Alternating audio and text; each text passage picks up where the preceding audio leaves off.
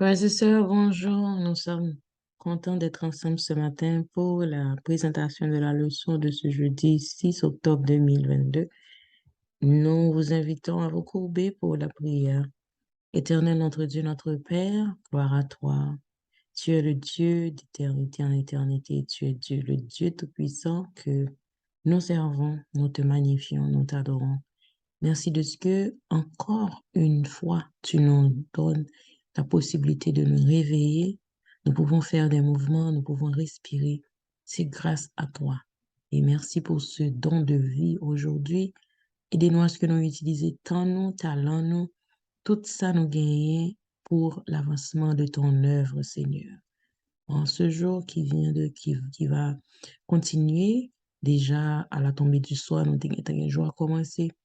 Et puis nous réveiller matin, permettre que nous passions le reste de journée sous protection divine, et de ce que nous mettons parole en pratique. Pour parole, c'est eux-mêmes qui guident nous, qui sont motifs d'action nous, qui sont intérêts nous. Et de ce que nous traitons prochain nous bien, et à ce que nous toujours songer, c'est eux-mêmes qui, bon Dieu nous, pour nous remettre. Et si nous remettons, on a mis commandements en pratique dans la vie nous. Merci de ce que je dis à WAP. Donne-nous le pain de ce jour, le pain quotidien, pour nous capables de mettre le pain sur la table, pour nous capables de faire face à nos obligations de toutes sortes. Et merci de ce que WAP donne-nous le pain spirituel autour de la table du Seigneur ce matin. Seigneur, nous regrettons chaque fois nous aller à l'encontre de tes commandements. Aidez-nous à ce que nous pas pécher. Pardonnez péché que nous fait déjà consciemment ou inconsciemment. Aidez-nous à ce que nous pas renouveler à expérience douloureuse de péché sérieux. Merci de ce que vous aidez-nous pour ne pas tomber dans la tentation. Au nom de Jésus, nous prions. À toi soit la gloire, la puissance, l'honneur dans tous les siècles des siècles. Amen.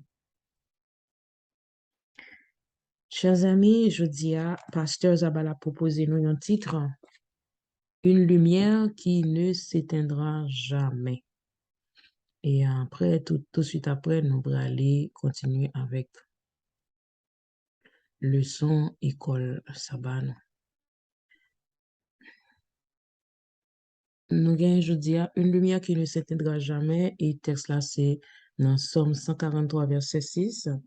En suppliant, je tends les mains vers toi. Je me sens devant toi comme une terre assoiffée. En 1531,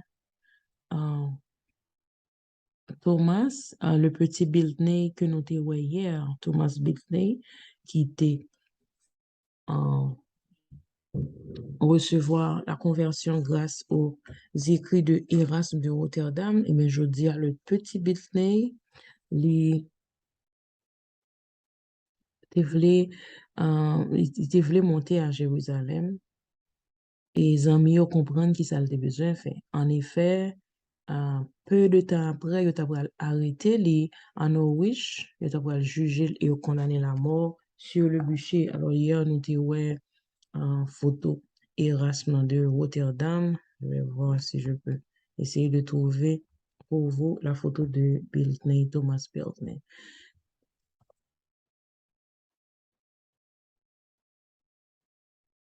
Okay.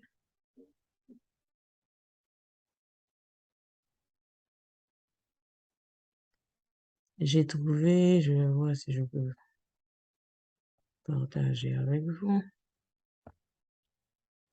Alors ça c'est Thomas Biltney que nous avons hier. En fait, il était aller à Jérusalem et peu de temps après, il était arrêté à Norwich et il était mort sur le bûcher.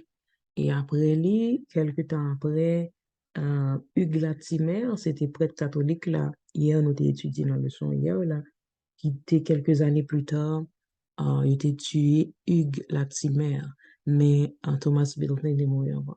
L'histoire racontait que la nuit précédant sa mort, En compagnie de son ami Matthew Puckner, Biltney te lit Ésaü 43, verset 2.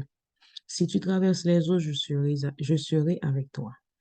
Et en plaçant sa main sur la flamme d'une bougie, il a laissé entendre qu'il n'avait pas peur de mourir dans les flammes. Le lendemain, pendant que tu mené sur le lieu d'exécution, il t'a préparé pour mettre pour marrer à son bûcher, à son bois, et pour bouler. Alors, il récité Somme 143. Près du bûcher, pendant que il tout près du bûcher, il t'a répété parole, ça, je dis, en suppliant, je tends les mains vers toi, je me sens devant toi comme une terre assoiffée. Et puis, il a répété, pendant que Kounia yo mettait du feu à sous l'école à brûler, il a répété, je crois en toi, Jésus, je crois en toi. Alors, pour qui ça a été condamné à Thomas Bertnet? Il a été condamné parce que il était enseigné que en dehors de Jésus-Christ, pas de l'autre humain qui peut joindre le pardon. Je dis à même parole, ça n'a raconté, n'a répété là, ensemble. Parole ça, autrefois, il était bon nous, il était vaut nous la mort. Alors nous, ouais, là, comment Biltney, il te mettait li, ça c'est Biltney, laisse-moi, si je peux mettre là. Ça c'est Thomas Biltney qui mettait li en bûcher à côté à brûler. Ça, c'est un picture. Alors, pour avoir été le chef d'un groupe d'érudits et à Cambridge et dans toute l'Angleterre, il a continué à parler de la réforme protestante. C'est ça que fait Biltney mourir. Alors, la même réforme, ça, Hugues Latimer, après, nous avait accepté, qui acceptait que c'est Jésus-Christ qui seulement qui nous le salut. Alors, l'homme le plus honnête d'Angleterre, on parlait de Hugues Latimer, il a brûlé sous le bûcher. Alors, Hugues Latimer lui-même, monsieur nous là, je pense que c'est ça, c'est Hugues Latimer. Li était fait dans une famille humble. Papa c'était fermier et li était joint un diplôme à l'université de Cambridge grâce à son travail acharné. Et il était joint un poste dans la cour du roi Henri VIII. Et il était aumônier du roi Henri VIII. Et ensuite, il était évêque de Worcester. Alors, c'est un puissant prédicateur, zélé de la prédication de l'Évangile dans l'Église catholique, mais il n'est pas de comprendre les principes. Et en ce moment, pendant que tu gagné la Renaissance, mon yo vient jouer accès pour yo vient comprendre, yo jouer l'imprimerie, yo vient jouer accès à la Bible et yo une traduction en latin, alors qu'on y a plus fort de comprendre. Alors, évêque, ça a été recevoir la condamnation du bûcher, ou mettre sur du feu, au brûler. C'est vrai que l'été a prêché l'évangile, mais c'est le Biltney, le petit Biltney qui t'a raconté les vérités de l'évangile et qui t'a parlé que, qui t'a lu 1 Timothée 1er verset 15 à 20, c'est une parole certaine et digne d'être entièrement reçue que le Christ Jésus est venu dans le monde pour sauver les pécheurs, dont moi je suis le premier. Et peu à peu, il continuer pour aller avec. Mais en même temps, Hugues Latimer, Thomas Biltney, ils n'ont pas de peur mourir. Et même Jean, Nicolas Ridley te dit, ayez bon courage. Alors, Nicolas Ridley expliquait que Latimer te dit, ayez bon courage. Il t'a toujours dit, tout le monde qui pourra le prendre martyr sur le bûcher, il t'a dit, prends courage par la grâce de Dieu. Nous allumons aujourd'hui en Angleterre un flambeau qui, j'en ai la certitude, ne sera jamais éteint. L'idiot, pas besoin de peur.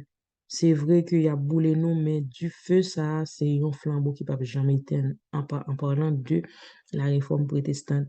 et lumière ça va jamais être vrai. C'est lumière ça jodi a, moi-même avoir à étudier. C'est lumière ça qui permet que nous capables chaque jour à méditer la parole de Dieu.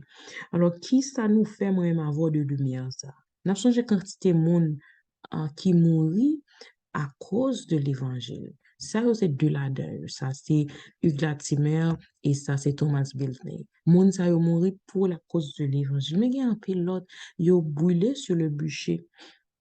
Et qui ça nous fait avec flamme comme moun ça yo pour nous cacher l'évangile, ça, je dis.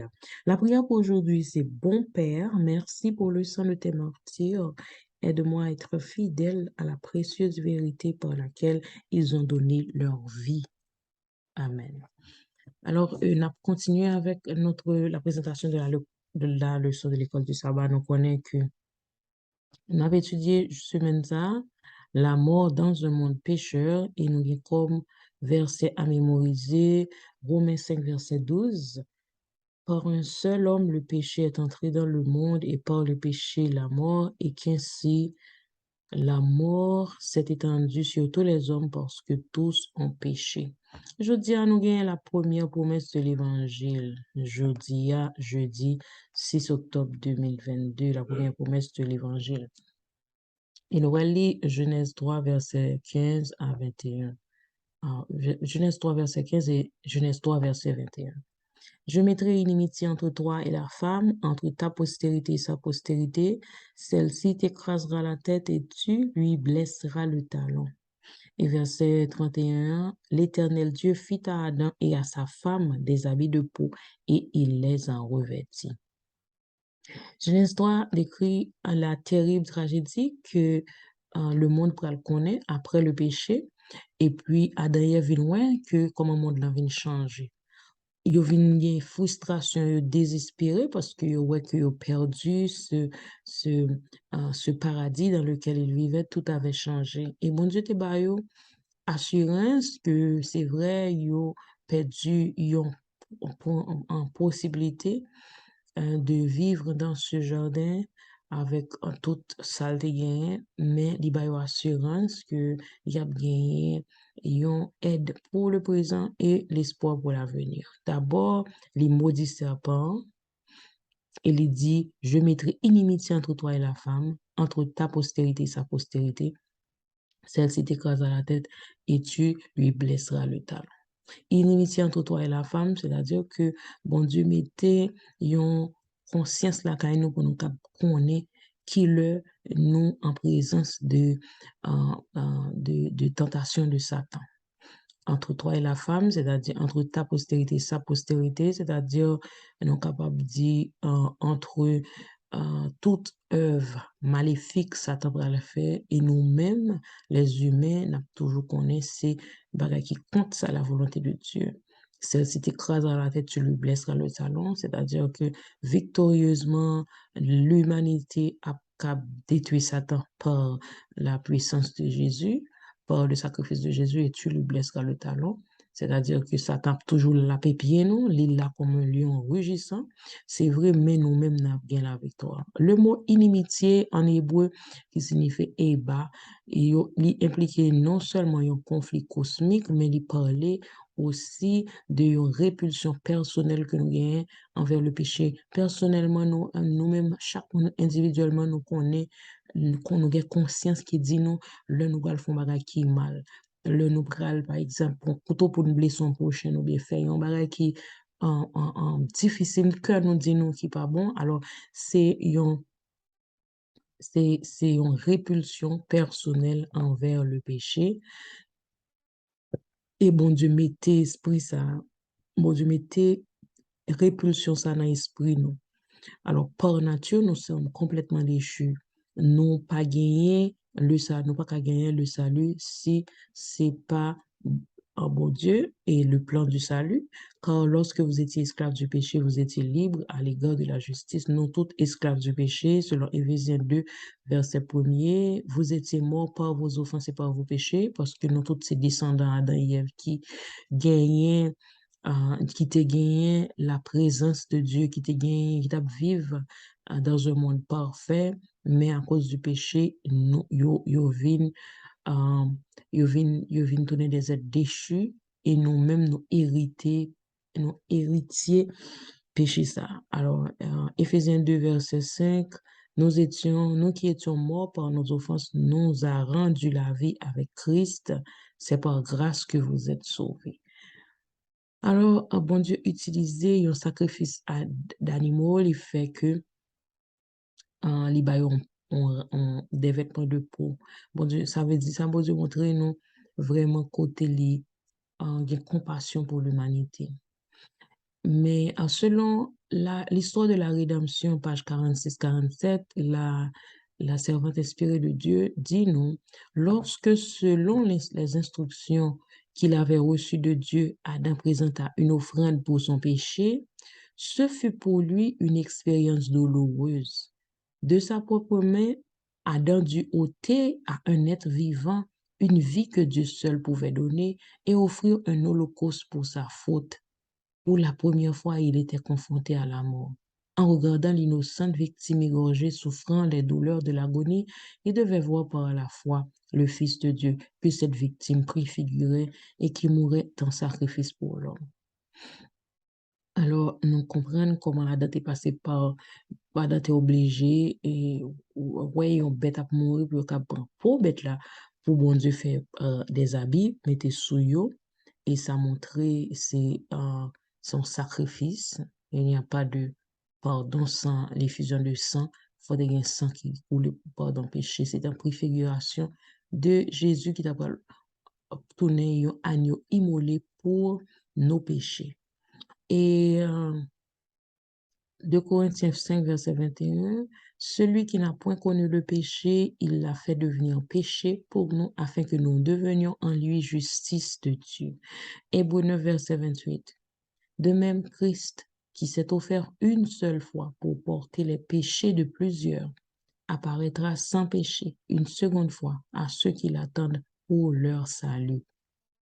Christ offrit pour pécher nous une seule fois pour tout sacrifice ça c'est ça qui fait pas besoin de sacrifice. Il était qu'on fait dans le temple pour le pardon des péchés. C'était en préfiguration de la mort de Jésus sur la croix. Et les ressuscité victorieux de la mort, c'est le prémisse toute, euh, de toute mort qui mourit et qui va le ressusciter. C'est le premier ressuscité des morts. Eh bien, nous-mêmes, nous allons le ressusciter. Il s'est offert une seule fois pour porter le péché de plusieurs. Alors, la tournée, une seconde fois pour nous-mêmes capter le salut. Qui ça nous besoin de faire pour nous dans le salut? Autre chose que seulement accepter le sacrifice de Jésus. Accepter que Jésus est le Fils de Dieu envoyé sur terre pour mourir pour nos péchés. Et le nous accepter vérité ça, apprendre qui ça, bon Dieu, dit nous pour nous faire. Celui qui croira sera baptisé, sera sauvé. Et bon Dieu te dit, disciples, enseignez-leur tout ce que je vous ai prescrit. Alors, bon Dieu, Jésus te dit, disciples, mais qui ça pour faire? Alors, euh, Satan connaît que bon Dieu remet nous, il était venu tenter Ève et finalement Adam et Ève tombés et conséquence là yo quitté le jardin d'Éden. Bon Dieu mettez des barèmes difficiles pour yo pas capable d'aller dans le jardin. Et dans Genèse 3 verset 21, bon Dieu fait habit de peau pour Adam et Ève, et Genèse 3, verset 19, ça c'est conséquence péché, ça c'est pour Adam, c'est à la sueur de ton visage que tu mangeras du pain jusqu'à ce que tu retournes dans la terre d'où tu as été pris, car tu es poussière et tu retourneras dans la poussière. Et Genèse 3, verset 22 à 24, c'est le bon Dieu chassé Ève Adam et Ève du jardin d'Éden. Et bon Dieu mettait des chérubins agitant une épée flamboyante pour garder le chemin de l'arbre de vie. Pour qui ça? Parce que si vous êtes capable de manger de l'arbre de vie, vous êtes venu en condition éternelle de péché. Et ça va vraiment compliqué parce que nous, nous pas fait pour nous vivre dans le péché. Dieu est saint. Et si nous venons devant le voir nous saint, et avec le péché, ça mettait inimitié entre nous-mêmes, une barrière entre nous et Dieu, alors nous avons besoin de vivre dans la sainteté. Comment un chrétien qui est déjà pécheur de nature capable de vivre dans la sanctification? C'est seulement par l'Esprit de Dieu nous capable toujours demander bon Dieu pardon pour nos péchés et faire bon Dieu confiance. Nous vivons dans un monde de péché, mais nous capable toujours justifier. C'est vrai, nous pas parfaits, mais nous perfectibles. De temps en temps, nous apprenons bon Dieu pour le parfaire notre personnalité. Et le plus souvent, on a passé dans des creusets pour bon Dieu capable de joindre le meilleur de nous jusqu'à son retour en gloire. C'est là la leçon d'aujourd'hui. Je vous souhaite déjà de passer un bon vendredi, un bon jeudi. On se retrouve demain, si Dieu veut, vendredi 7 octobre. Aujourd'hui, nous avons étudié la première promesse de l'Évangile. Bonne journée.